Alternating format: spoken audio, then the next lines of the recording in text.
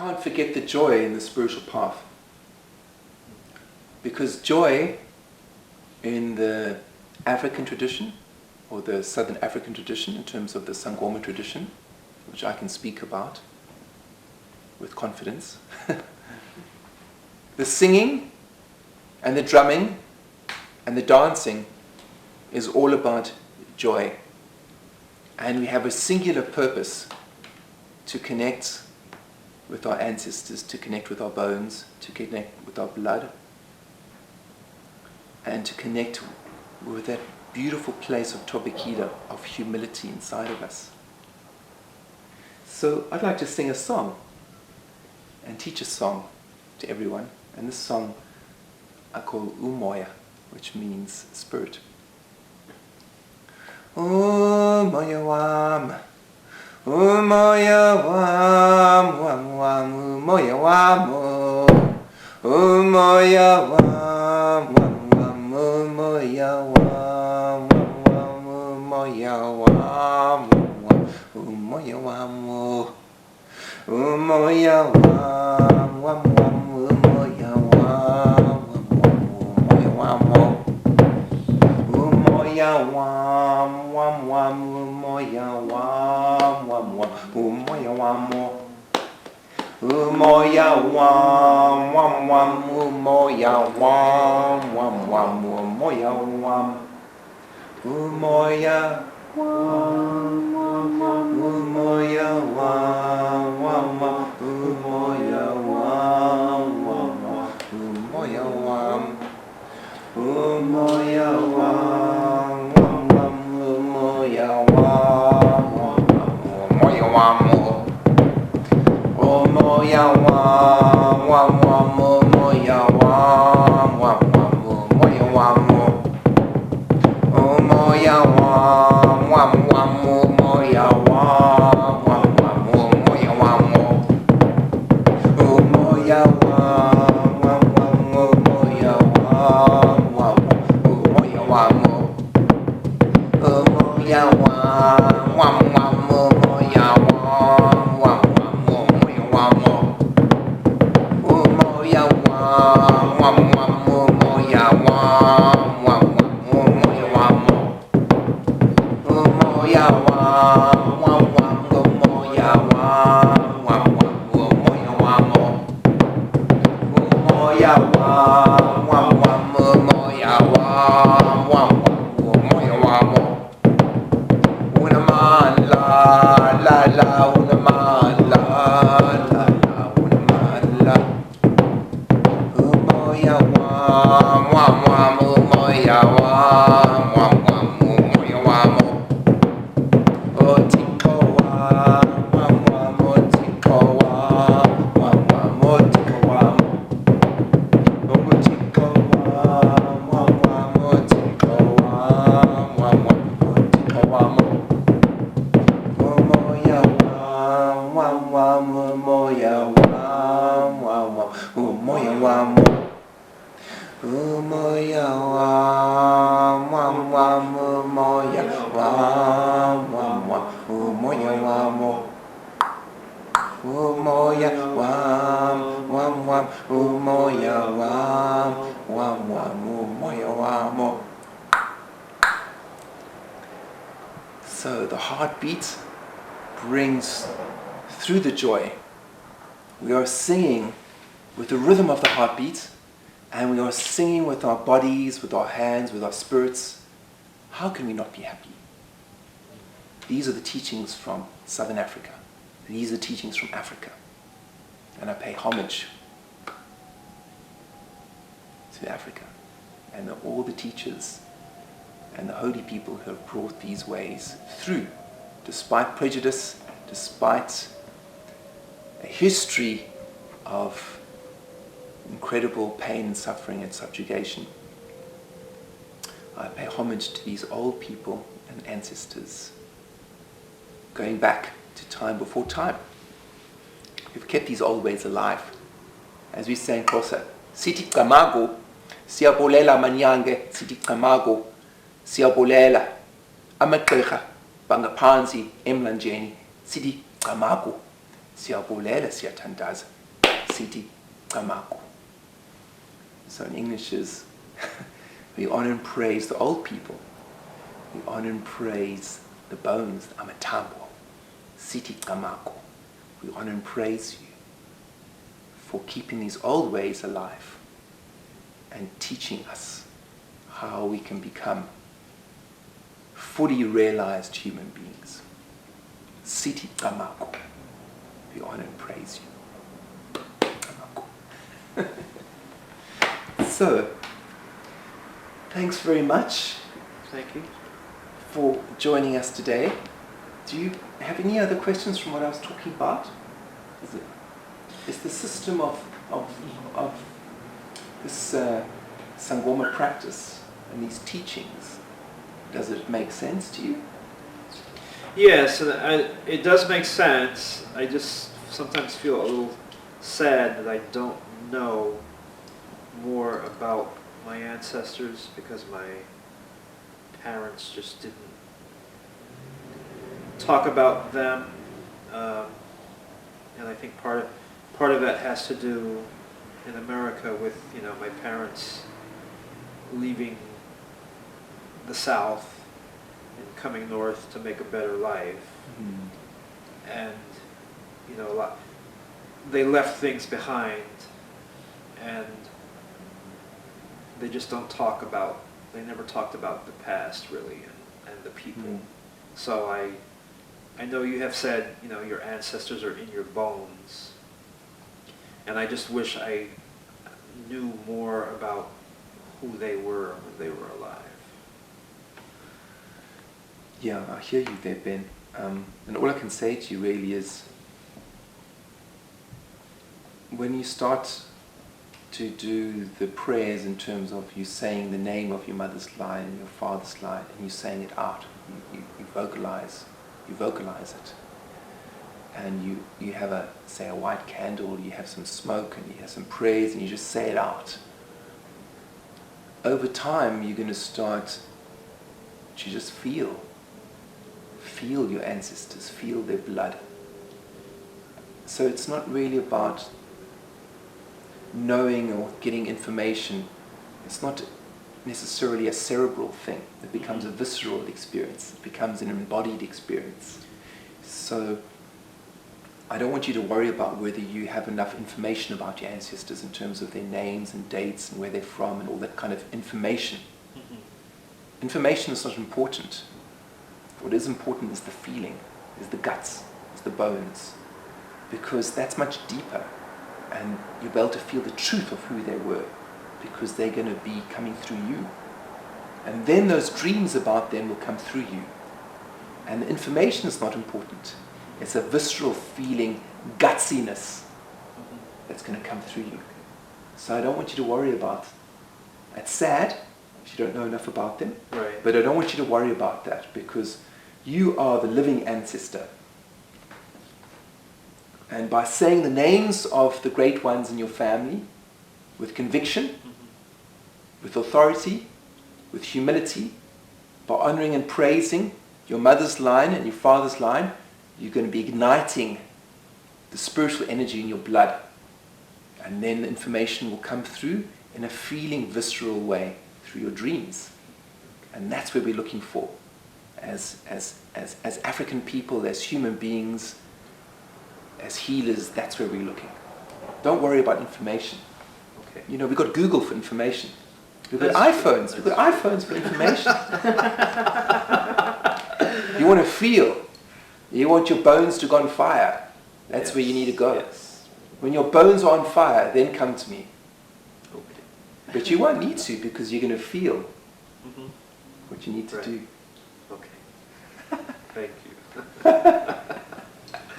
Do you want to talk about the training that you do too, like the protection training that we were talking about earlier?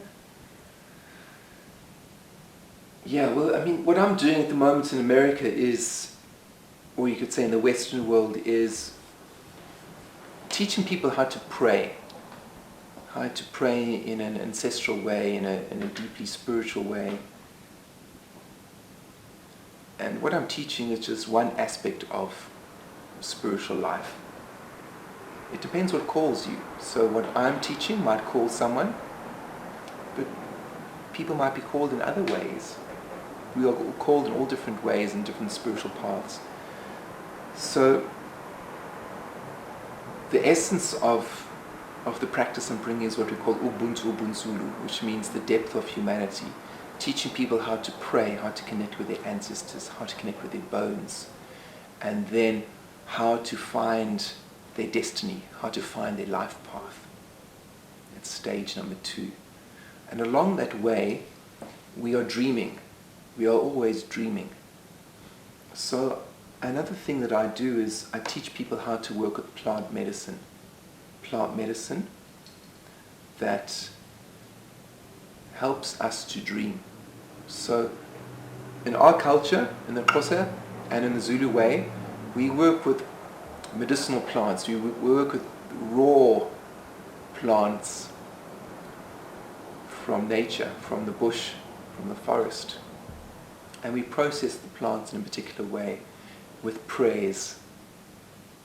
And we work with the physicality of the plants to help us to dream. Because for us, we say the dream world is a very, very powerful world. It's a world that connects us to infinite time and space and to infinite intelligence. And it's a world to be treated with a lot of respect. So when we start our spiritual journey in terms of we're walking along the path of being a Sangoma, we start working with plants to help protect us in body, mind and spirit, so that when we are dreaming, we are not completely naked, that our bodies are protected. And when we are working with plant medicine, we start to take on the aura of nature. And the aura of nature is green. It's green. But it's not just green, it has a particular resonance.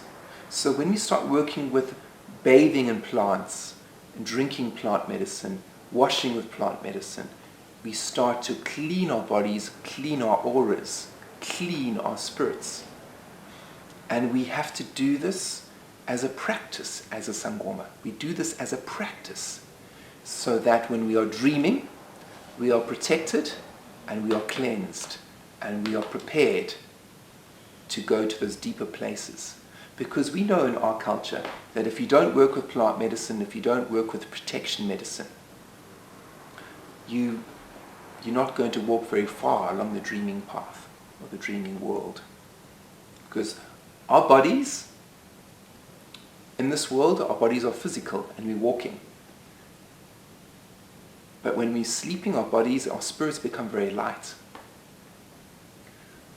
What we do during the day resonates with us in the dream time. So during the day, we watch how we walk, we watch how we pray, we watch how we use our spirit. So the first thing for us is to develop a relationship with the plant world, with the animal world, to develop allies. The allies in the plant world strengthen us, cleanse us, protect us, and help merge our spirits with nature. As our spirits merge with nature, we become more confident, more embodied human beings. And then the next stage for us is, when we're dreaming, we enter the world beyond time, beyond space, and we are ready to receive teachings from the ancient ones. So I have a training course which I like to run, teaching people how to work with plant medicine and prayer, teaching people how to cultivate, how to harvest, and how to prepare plant medicine that they can use for their own practice. Practice of dreaming, practice of connecting with their bones and their blood, the practice of connecting with their hearts, so that they can follow their life path, so that they can find the direction, so that they can find their way in this world and then help other people. So yes, I have a plant and prayer course where I show people how to work with plant medicine, how to work with the pine tree, how to work with the lavender and herbs in a particular way. It's not difficult, but it requires concentration. It requires a meditative, contemplative mind. And I show people how to do this in a practical way. Not in an intellectual way, in a practical way, so that they can go home, that they can cleanse themselves, they can cleanse their families, their children, their animals, and they can enter the spirit world, enter the dream time. So it's a very dynamic course, and I run it over 2 weeks, and the first week is done in residence in the countryside in Massachusetts. And then after that, people have 2 months of working with these ways, and they have a chance to talk to me and work with me over Skype or over the phone. And then I come back 3 months later, or 2 months later, and then we have the second week. So it's a 2-week course. It requires, like I say, concentration and a still mind and an eager heart. So I hope you'll all come and bring your friends, your family. We could all be cleansed by nature and by the herbs and plants and help this world from suffering. As we say in Xhosa, we honor and praise the great ones and the ancestors. Thank you. Anything else? No, I'm good. So I think I'll finish off with the song. Good. Okay. So I thank my friends Ben and Kathy for being with us today. And I hope what I've said has been informative and helpful in some ways to the viewers and also to you. Has it been helpful? Yes, Great. absolutely. Oh, good. I hope I was clear enough. Yeah. Excuse me for waffling if I have been. Oh, Yamasiembo. Oh, Yamasiembo. Yo, Yamasiembo. Oh, Yamasiembo. Yo, Yamasiembo. Oh, Yamasiembo. Yo, Yamasiembo. Oh, Masiembo. Oh, Yamasiembo. Yembo. Oh, Yamasiembo. Yembo. Oh, Yamasiembo. Unamandela wam, unamandela wam, unamandela wam, unamandla, unamandela wam, unamandela wam, unamandela wam, unamandla.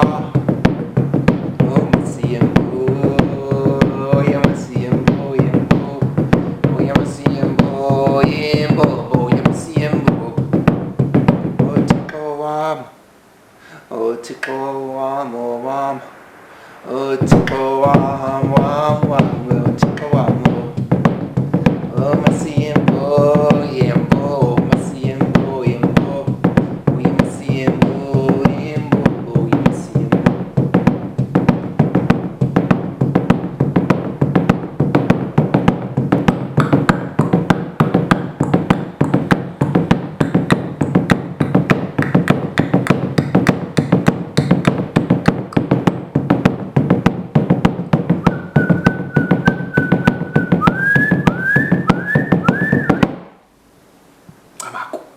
Camaku ini bashikazi bam camaku. Camaku Thixo bam camaku. Siyanqola sithi nasicamaku. Siyanqola amathambo camaku. Igama lami ucingo lwendaba. Ndiyanqola amanyange camaku. So I honor and praise the great ones. I honor and praise the bones. I honor and praise the Great Spirit. And as I'm honoring and praising, I'm saying my name. My name is ucingo lwendaba. And I thank the great ones for this life, for this moment. Thank you.